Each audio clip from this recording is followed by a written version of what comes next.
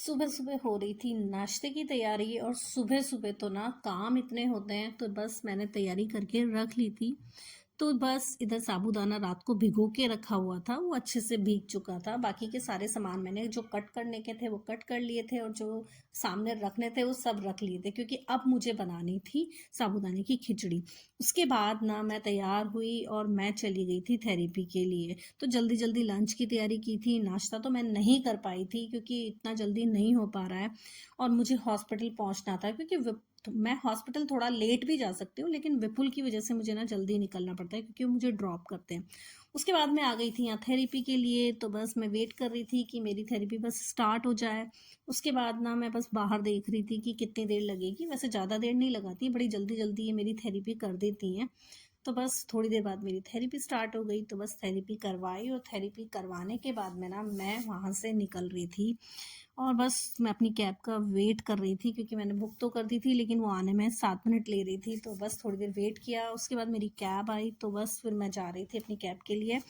और फिर मैं बैठकर घर आ गई। और भाई ना, रास्ते में जो आज मौसम था ना वो इतना शानदार था। बारिश होके चुकी थी सुबह, तो एकदम एकदम साफ साफ लगता है, सारे पेड़ एकदम साफ साफ लगते हैं, सब कुछ क्लीन लगता है जैसे अभी ही क्लीन किया हो।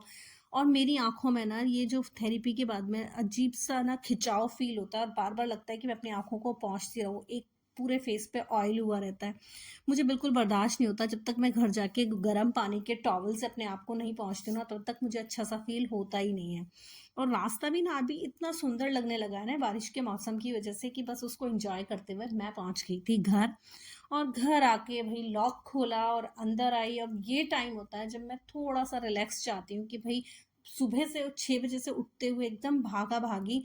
उसके बाद आकर अपना हाथ मुंह धोने के बाद अपना जो था, मैंने अपना नाश्ता खा रही थी। तो साबूदाने का खिचड़ी तो मैं सुबह बना गई थी, यावी को भी पैक करके दे दिया था, विपुल खा गए थे, तो मैं नहीं खा पाई थी।